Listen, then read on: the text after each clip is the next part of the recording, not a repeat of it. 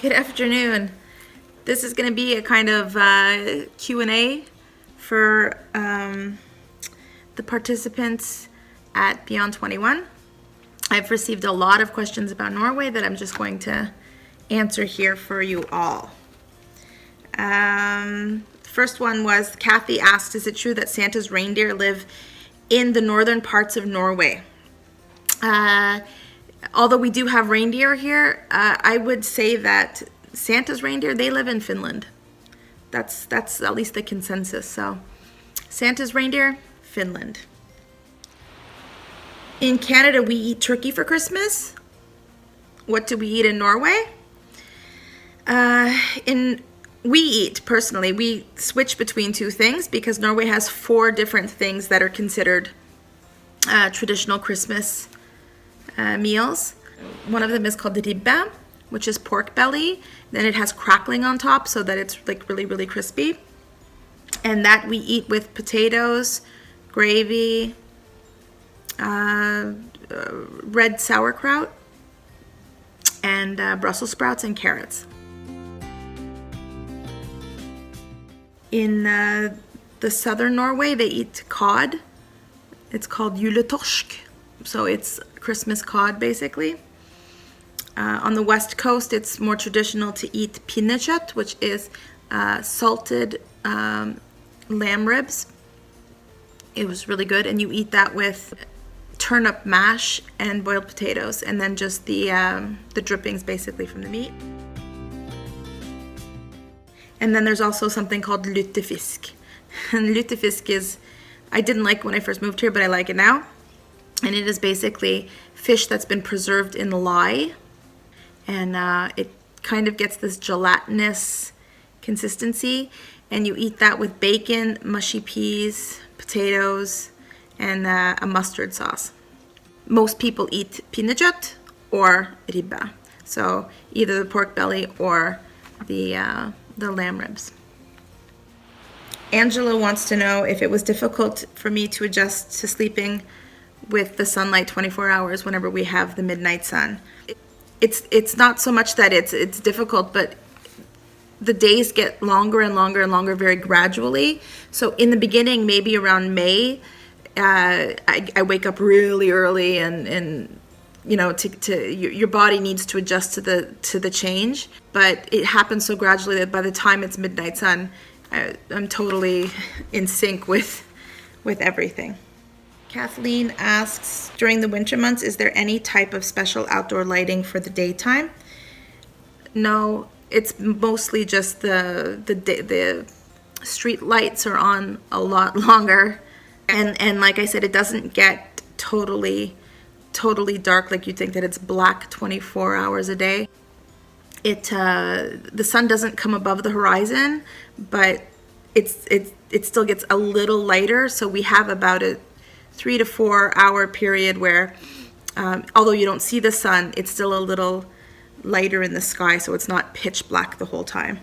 And then in like the late November, December months, we have something called blodtimen, which is like the blue hour, and everything gets this kind of bluish hue. It's really, really, really beautiful.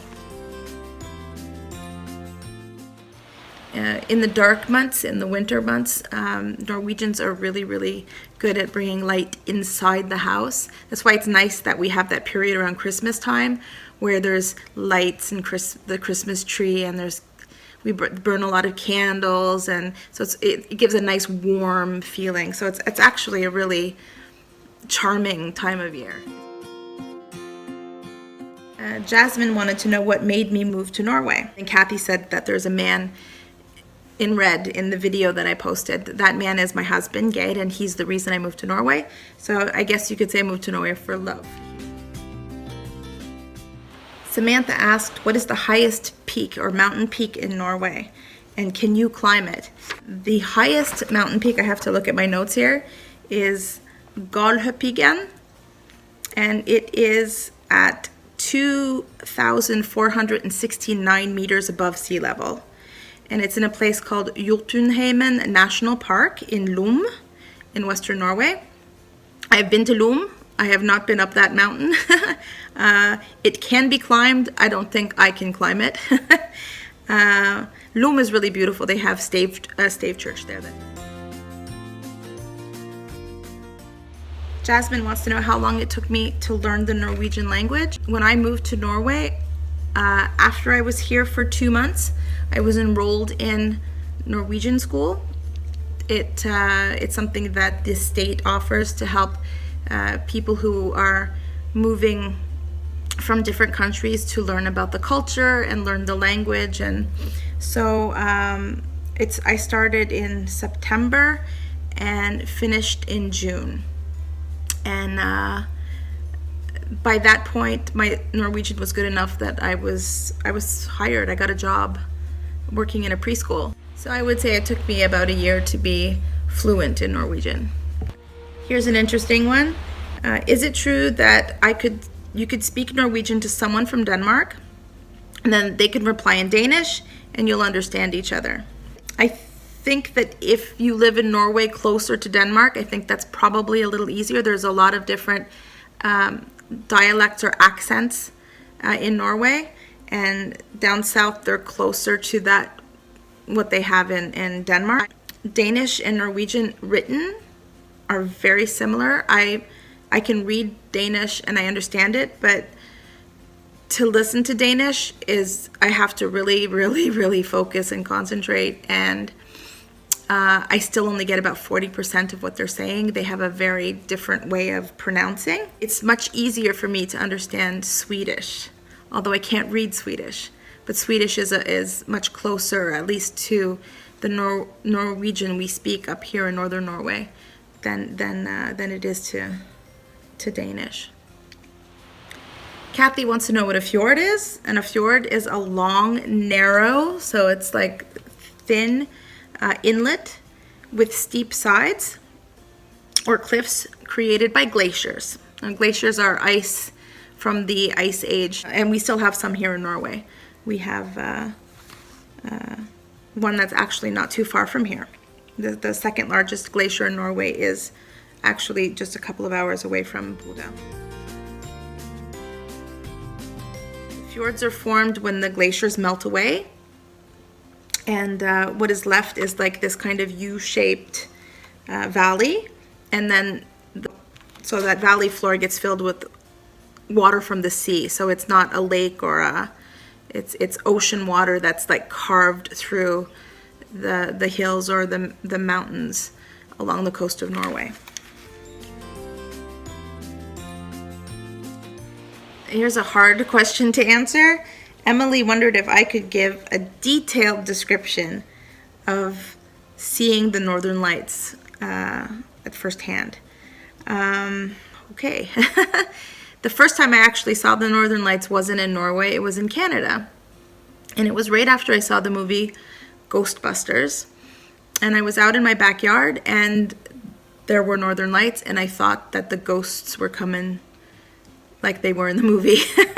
So they were a little eerie and creepy, and it scared me a little. I was also only about 10 years old maybe, so that can explain a little. But seeing the Northern Lights, it's really beautiful, and especially if you're lucky enough to if they're moving very quickly, because they dance basically. And if they're moving really, really quickly, it's stunning, and usually they're very green, but every once in a while you're lucky enough to see some blue and some pink, and so they're just it's like watching a ballet, or it's like nothing else. It's a special treat when you get to see them.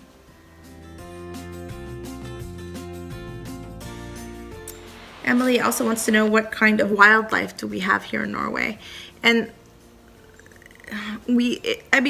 Norway is northern, so we have a lot of the same wildlife as we have in Canada. There's but this particular area, there's a lot of moose here. Like you saw from the video that there's like you can drive around at night, and they usually pop out at night. And there's dozens of them just like on the side of the road. It's very, very scary and very dangerous in the wintertime because a lot of the country roads aren't lit, and the moose will all of a sudden be there in the street. So there's a lot of accidents that happen while you're hitting with moose. Up north here, we also have a lot of reindeer. And in the summertime, like in this area now, the summertime, there's, if you're lucky enough, because they usually hold themselves more to like more mountainous areas, but they come for their summer grazing here. So a lot of the time you can catch a flock or see a flock of reindeer here and there. So that's really, really nice to see too. Other than that, we have foxes and we have hares and rabbits and a lot of similarities to Canada. This far north we don't have raccoons, and they don't have as many. They have squirrels, but you don't see them. They're not as tame as they are, at least in Cornwall and Ottawa and that area. So you don't see as many of these little black squirrels that are like coming up to you, and they're more in the woods. And I think I lived here for like 6 or 7 years before I saw my first squirrel, so it's a little weird. Although there are wolves and bears in Norway, they're not usually found this far north. There's a huge mountain pass basically that kind of separates southern and northern Norway, and so wolves are usually not on this side of that mountain, although bears usually aren't either, but there has been in the last few years spottings of brown bears about 2 hours south of here. So Jasmine asks, what do I miss most about Canada? Family and friends. That's and now I have my own family here and stuff like that, but they're still my people. That's what I miss the most. How does Bodø differ from Ontario? I think like the biggest difference would be like geographical. Here there's like big mountains and the fjords and living by the ocean, and to go to really big cities, like if you're in Cornwall you can drive an hour and you're in Ottawa, or you can drive 3 hours and you're in Toronto, or an hour and a half and you're in Montreal. So if you want that more urban big city life, then it's really, really easy to experience that. But here you have to travel to Oslo or Trondheim or Bergen to be able to have that more bigger city feel, and those places are far away. You have to travel with by plane, or you're driving like all day and all night to get there. So that's a big difference. But things that are similar are, again, the nature. There's lots of forest here. There's lots of lakes too. Yeah, and a lot of the activities that we do, the skiing, skating is beginning to become more popular here. Question here: is it expensive to live in Norway? And the answer is yes. Norway has one of the highest cost of livings in the entire world.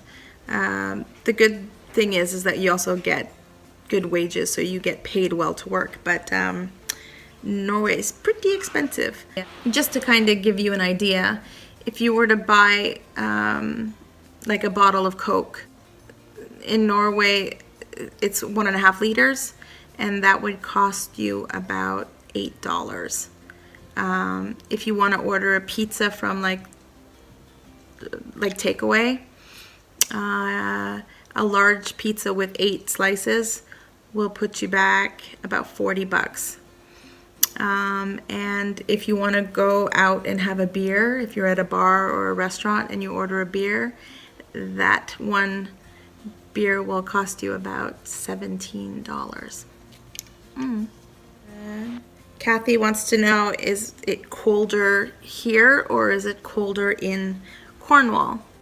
In Bodø, we're above the Arctic Circle, so we're really, really, really far north. I think that if you were to draw a line around from where Bodø is and like on a globe and go all the way around, that you would see that it would be a place where people aren't able to live in Canada. But because of the Gulf Stream, it makes it possible to live here. So the average winter temperature in northern Norway is 0 degrees Celsius. It can go down to -10.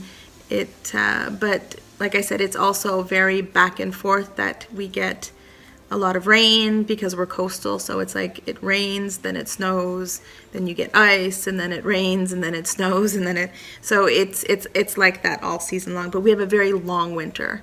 Our winter starts in October and it's not done until early May. So we have a really, really, really long winter season. If you're living more inland, then the temperatures are much colder. But it's definitely colder in Cornwall. Kathy asked that she noticed that whenever we were fishing, we were fishing at Saltstraumen, where the whirlpools are. And she wants to know if there's any special reason for that. And there absolutely is. Whenever the tide gets pushed in through that little channel there that connects the two fjords, a whole bunch of little tiny small fish get in there, and the larger fish follow them out. So they follow them into the fjord, so that there's a lot of fish that are gathering in that area, especially in that time where the tide is moving in and out. And the same thing happens when the tide starts going out, that all these little tiny fish are then flowing out towards the ocean, and the fish are following them out. So that's why it's a great spot to fish. She also wanted to know, because we're fishing in the ocean, what kind of fish are the most common ones. For Saltstraumen, the most common would be sei, which is that coaly fish, the one that I showed you in the video that we caught. You can also get cod, and along the coastline here, mackerel is also very, very popular, that you can get mackerel.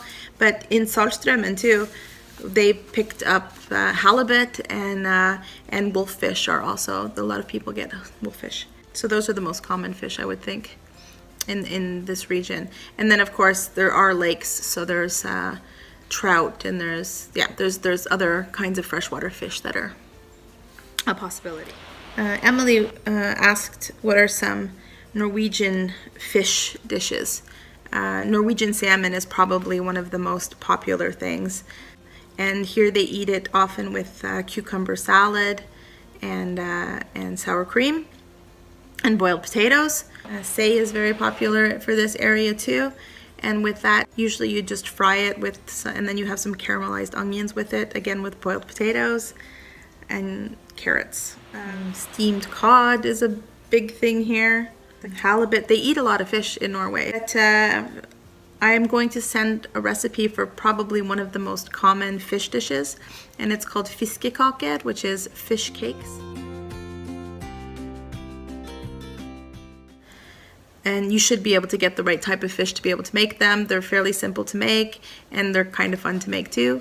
And it's like, it's probably one of the most common meals that we eat. These can be eaten on bread. They can be eaten as fish burgers. They can be eaten, they're very versatile. You can eat them with potatoes and vegetables. You can eat them with pasta. I mean, it's one of the most common foods that we make here. So I will send that recipe over to Kathy, and then she can share it with you all. Kathleen wanted to know if we have whales in Norway. And we absolutely do. We have, there's quite a few whales in up along the coast here. You can see sperm whales, pilot whales, minke whales, humpback whales, dolphins, and killer whales. I know that dolphins are not a whale or a porpoise, but yeah. Probably this far north and further up, minke whales are probably the most popular. They're like a small fin whale. So they're not a great whale, but they're a baleen whale, so they don't have teeth. They strain the food through the baleen plates in their mouth. And minke whales are also the whale that they eat in Norway. So Norway still has, it's not as popular as was before, but Norwegians have a long tradition of eating whale meat. I've tasted it. It's different, but it's minke whale that they eat. And killer whales are known to be in this area. And killer whales, we've even, the last couple of, in the fall, they've come up in the fjord here, in the Salten fjord that I showed you, that they've come all the way up almost into this area that's right in front of where I live here, where the bridge is. So killer whales are coming more and more often this far south, as far as, yeah. Kathy says that Norway is not a big country, and no, it's not a big country per se. When it comes to population, we're a small nation. We're about 5 million people, but when it comes to the size of the country, it's a small country, but it's a very long country. It has a very long coastline, so it's large at the bottom, then it goes like thinner across the top. Kathy wanted to know how long it would take to drive from where we live in Bodø to the southern tip of Norway. And the southern tip of Norway, I would say, was Kristiansand. And if we're, let's see, I wrote this down here somewhere. Yeah. Bodø to Kristiansand is 1,513 kilometers. So it's a long trip. We've actually done it. Me and Geir and the boys have, whenever they were younger, drove down to Kristiansand, and then we drove up again. But one way is a little over 1,500 kilometers, and if you're driving straight through, it's about 20 hours of driving. Here it says that Emily enjoys to bake, so she wondered about Norwegian baking. Norwegians like to bake. The women that I know, that I work with, and that are friends of mine, a lot of them still bake their own bread. A long time ago, there was 12 different traditional Norwegian Christmas cakes that you had to have at Christmas time. Now there's 7. They call them the 7 sju sorter. So the 7 sorts, or the 7 different cakes that you should have at Christmas time. But traditional Norwegian baking, I would say there's things like apple cake, that they serve with cream. Waffles are big here, that they serve. Waffles are served with, it's not really baking though, but waffles are served with sour cream and jam. You should try it, it's really good.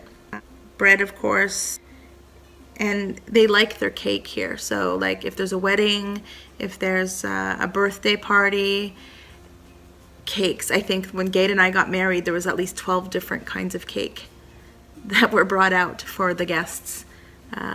So that's a really big thing. Norwegian and their cakes, whenever it comes to celebrating, big time. But again, one of a very traditional, this is baking with yeast, but it's called boller, which is kind of like a hot cross bun without the cross. It's like a sweet roll. And I will provide that recipe for you guys too. They're fun to make, very traditional, very Norwegian. So I will include that recipe. I'll send it to Kathy, and you guys are welcome to try it. And they are traditionally eaten with something called brown cheese that you unfortunately can't get in Canada. You can eat them just as they are. You can eat them with butter. You can eat them with jam, and you can eat them with cheese, Jarlsberg or a white cheddar. And I think now I've gone through all of the questions. So I hope I managed to answer them well enough. If you have any other questions, just let Kathy know, and I'll do my best. And for all of you who have subscribed to my channel, thank you very much. I really appreciate it. Have a great day. Bye.